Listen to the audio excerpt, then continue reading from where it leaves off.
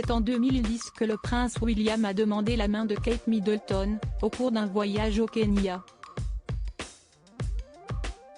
Des fiançailles qui ont permis à la princesse de Galles de se débarrasser enfin de son surnom de Waitikati. Avec le prince William, Kate Middleton incarne l'avenir de la monarchie britannique.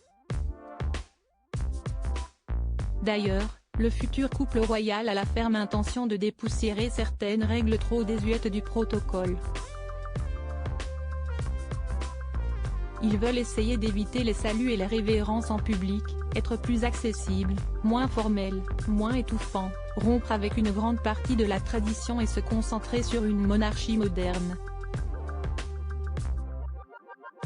Il ne s'exprimera certainement pas régulièrement, mais pense que si la monarchie a quelque chose à dire, elle devrait le dire, affirmait une source proche de la famille royale en mai dernier au Mirror.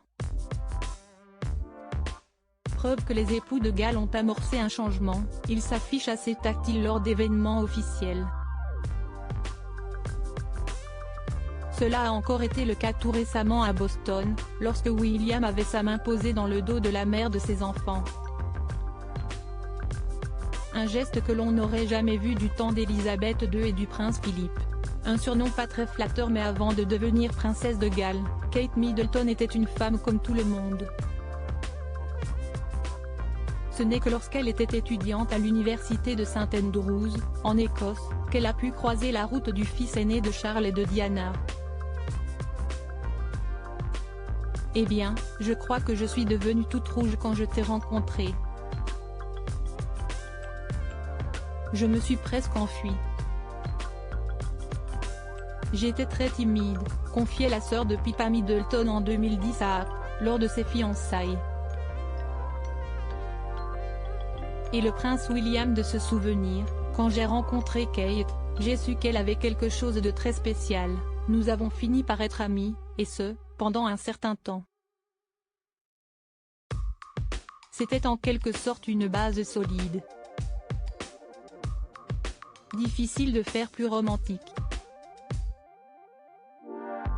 Mais avant que le couple ne se fiance, Kate Middleton a dû patienter longtemps. Très longtemps même. Leur histoire a démarré en 2003, et le prince William n'a fait sa demande que 7 ans plus tard au Kenya, en 2010.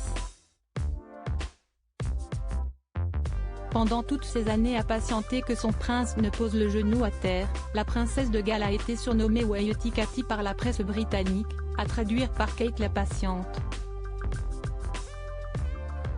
Un titre qu'elle préférerait certainement oublier.